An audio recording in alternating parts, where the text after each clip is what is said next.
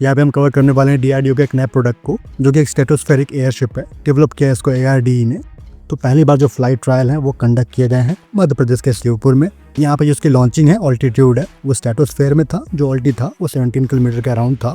और जो इसकी फ्लाइट है वो 62 मिनट तक चली है। और फ्लाइट के टाइम पे ये जो पेलोड लेके गया था कम्युनिकेशन के लिए, तो उसके थ्रू जो डेटा है वो इसने ट्रांसमिट किए हैं सिस्टम पे। और भी जो ऑन बोर्ड सेंसर्स थे उन सब का वैलिडेशन हुआ है। और कुछ जो नई टेक्नोलॉजी है, जैसे कि इमरजेंसी डिफ्लेशन सिस्टम और जो वाला प्रेशर कंट्रोल है, उन दोनों को वैलिडेट किया गया है। तो इसका जो फ्लाइट ट्रायल है वो अपने आप में एक रिमार्केबल काम है। आने वाले टाइम में इस टेक्नोलॉजी के आधार पे जो बड़े एयरशिप हैं ज़्यादा पेलोड के साथ वो बनाए जाएंगे। अभी जो फ्लाइट कंडक्ट की गई है इसका भी आप इस्तेमाल कर सकते हो ISR रोल के लिए। मतलब हम सभी जानते हैं कि किसी वॉर कंडीशन में अगर आपके पास एनिमी के बारे में इन्फॉर्मेशन है, उनके डिप्लॉयमेंट को लेकर इन्फॉर्मेशन है, वेपन को लेकर इन्फॉर्मेशन है, मतलब आपके पास क्रेडिबल इंटेलिजेंस है, तो आपके पास अपर एज होगा। तो उन कुछ केसों में और अपर हैंड के लिए जो ISR रोल है वो क्रूशियल हो जाता है। अगर आप जो ISR है वो सैटेलाइट से करोगे तो जो क्लैरिटी है, रेजोल्यूशन है, वो जो बैंडविड्थ है वो उतना स्ट्रॉन्ग ना मिले जितना कि आप स्ट्रेटोस्फेयर से देख के मिल जाएगा आपको। तो वो पॉइंट हो गया। और जो सेकंड पॉइंट है, अगर जो आपके ISR एयरक्राफ्ट है वो फ्लाई कर रहे हैं तो एनिमी की टेरिटरी में, एनिमी के एयर स्पेस में नहीं जा सकते। तो उस केस में जो इस ऑल्टी पे फ्लाई करने वाले एयरशिप हैं वो एडवांटेज लेके आएंगे। भारत के केस में अगर इस तरह का जो शिप है वो पाकिस्तान के ऊपर फ्लाई करता है ISR रोल के लिए, तो उस ऑल्टी पे इसको इंटरसेप्ट करना आसान नहीं होगा। ना ही उनके पास ऐसा कोई एयरक्राफ्ट है जो कि इस ऑल्टी पे फ्लाई कर सके। तो वैसे केस में अगर इस तरह के जो मल्टीपल एयरशिप है वो आप लॉन्च कर देते हो, अगर वो एक ग्रुप बना लेते हैं, आपस में डेटा शेयर करते हैं, तो एनिमी के ऊपर जो कंट्रोल है, इंटेलिजेंस है, वो आपको आसानी से मिल पाएंगे।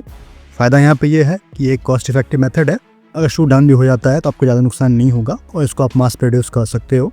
तो ये सारी चीज़ें हैं। अगर आप इसको रिकवर करना चाहते हो तो यहाँ पे ऑन बोर्ड इन एयरशिप पे जो स्टीयरिंग सिस्टम है, थ्रस्टर्स हैं, इलेक्ट्रिक थ्रस्टर्स, वो दिए गए होते हैं। जहाँ तक बात है पावर की, इलेक्ट्रिसिटी की, तो वहाँ पर जो प्रोपल्शन यूनिट है जो कि सोलर पावर से चले, वो भी दिया गया होता है। तो स्ट्रेटोस्फेयर में जो एयर की डायरेक्शन है, वेलोसिटी है, उसको देखते हुए ये मूव करेगा और अपने थ्रस्टर का इस्तेमाल करेगा।